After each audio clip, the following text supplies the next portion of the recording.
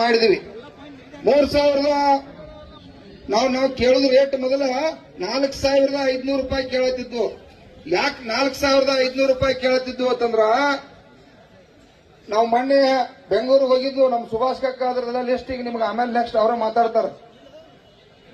Sugar commissioner government ಕೇಂದ್ರ ಸರ್ಕಾರಕ್ಕೆ ಒಂದು ವರದಿ ಕಳಿಸ್ಯಾರ, CSCP ವರದಿ. 4700 ರೂಪಾಯಿ ಒಂದು ಟನ್ ಬೆಳೆಯಕ್ಕೆ ಖರ್ಚು ಬರ್ತೈತಿ. 4700 ರೂಪಾಯಿ ಒಂದು ಟನ್ ಬೆಳೆಯಕ್ಕೆ ಖರ್ಚು ಬರ್ತೈತಿ ಅಂತೇಳಿ ಗೌರ್ಮೆಂಟ್ ವರದಿ ಕಳಿಸ್ಯಾರ.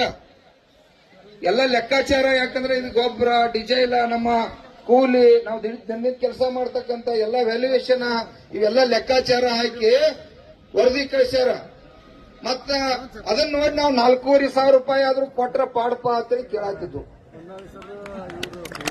ತಪ್ಪೇನಿಲ್ಲ ಹೌದಲ್ಲ.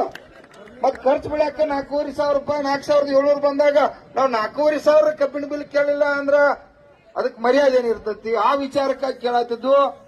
ಆಟೋಟಿಕೆ ನಮ್ಮ ಎಲ್ಲಾ ಬೆಳೆಗಾರರು ಏನಕತ್ರು, ನೀವು ರೈತ ಸಂಘದವ್ರು ಹಿಂಗನಪ್ಪ, ನೀವು ಅಡ್ಡ ತಿಡ್ಡ ರೇಟ್ ಕೇಳವ್ರ, ಅವ್ರು ಕೊಡಂಗಿಲ್ಲ, ಬೇಡ, ಅದೆಲ್ಲ ಬೇಡ, 3500 ರೂಪಾಯಿ ಕೇಳಲೇಬೇಕಂತೇಳಿ ಇವತ್ತೆಲ್ಲ ಕೂಡ ನಿರ್ಣಯ ಮಾಡಿದ್ವು. 3500 ಕಾರ್ಖಾನೆಯವರು ಕೊಟ್ಟ ಕಬ್ಬಿನ ಬೆಲೆಯನ್ನ ನಿಗದಿ ಮಾಡ್ರಿ ಇವತ್ತಂತೇಳಿ ಕಾರ್ಖಾನೆ ಅಂಗಡಿಗಳಿಗೆ ಒತ್ತಾಯ ಮಾಡಿದ್ವು. ಅವತ್ತು ಬಹಳಷ್ಟು ವಿಷಯ ಚರ್ಚೆ ಆದವು. ಕಾರ್ಖಾನೆಯವರ ತೂಕದಾಗ ಮೋಸ ಮಾಡ್ತಕ್ಕಂಥದ್ದು. ಈಗಾಗಲೇ ಡಿಜಿಟಲ್ ಕಾಟವನ್ನು ಕುಣಿಸಿದಾರ. ನಾವೆಲ್ಲ ಹೋರಾಟ ಮಾಡಿ ಡಿಜಿಟಲ್ ಕಾಟ ಕುಣಿಸ್ಬೇಕಂತ ಹೇಳಿದ್ವು. ಡಿಜಿಟಲ್ ಕಾಟ ಕುಣಿಸಿದಾಗ ಕೂಡ ಅಲ್ಲಿ ಏನಾಗೈತಪ್ಪ ಅಂತಂದ್ರ, ಈ ಡಿಜಿಟಲ್ ಕಾಟದಿಂದ ಅದಕ್ಕೊಂದು ಇಂಡಿಕೇಟರ್ ಅಂತೇಳಿ ಬರ್ತೈತಿ. ಆ ಇಂಡಿಕೇಟರ್ ಅಂದ್ರೆ ಡೈರೆಕ್ಟ್ ಡಿಸ್ಪ್ಲೇ ಹೋದ್ರೆ ಏನ್ ತೊಂದರೆ ಇಲ್ಲ. ಆ ಇಂಡಿಕೇಟರ್ ಅಂದ್ರೆ 2 ವೈರ್ ತಗೊಂಡಾರ ಅವ್ರು. ನಮ್ಮ ಶಶಿಕಾಂತ ಗುರುಜಿ ಅವರ ರಾಜ ಗೌರವ ಅಧ್ಯಕ್ಷ